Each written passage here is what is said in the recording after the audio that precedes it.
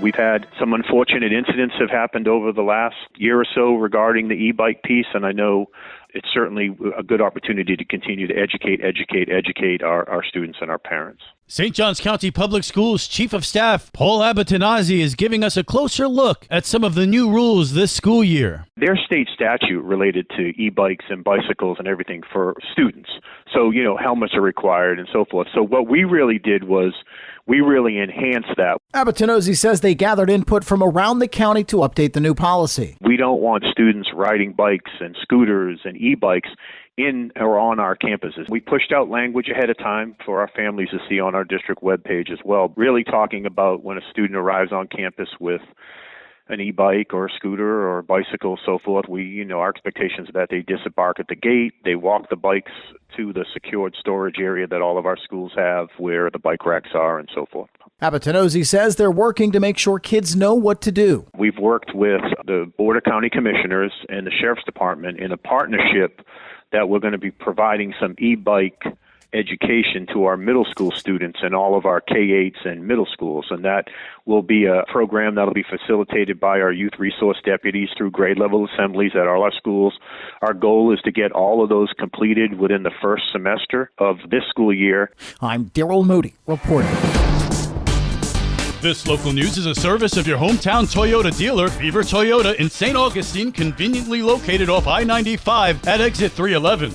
The first of two public hearings is being held tomorrow evening to discuss the proposed State Road 16 widening project. The Florida Department of Transportation will host hybrid public hearings to discuss the proposed State Road 16 widening project from International Golf Parkway to I-95.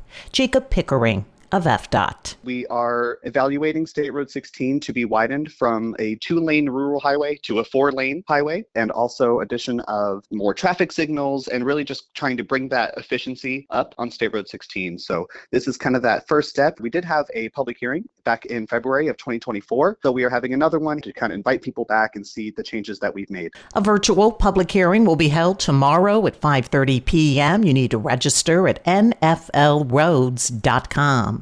Meanwhile, an in-person public hearing is Thursday at the World Golf Village Renaissance at 4:30 with a formal presentation and public comment period beginning at 6:30.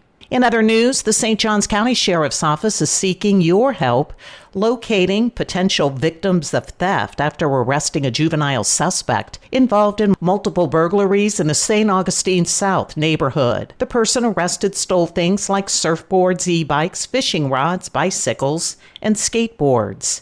If you believe you have been a victim, contact the St. Johns County Sheriff's Office. For St. Augustine's Local Morning News, I'm Karen Johnson.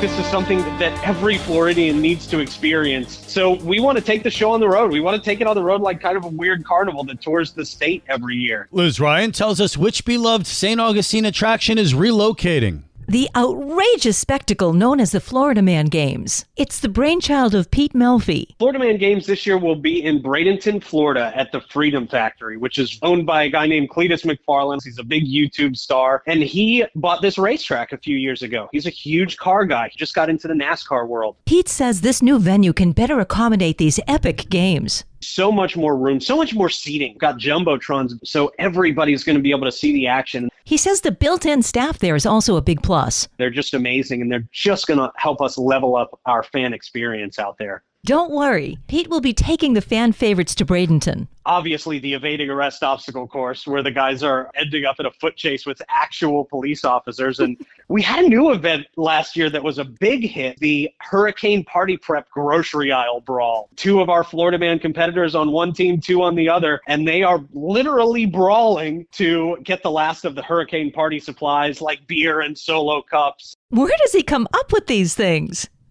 Usually it's after a night of drinking, but really I'm a huge comedy fan. So the first thing I think of is how can we make a new event that's funny? You know, people get into the action, they cheer and they do chants like they're at a UFC fight, but there's also a huge element of laughter in with that, which I think really makes the Florida Man Games unique. Go to thefloridamangames.com to find out more. For St. Augustine's Local Morning News, I'm Liz Ryan. And now you're up to date with St. Augustine's Local Morning News. I'm Rich Carroll.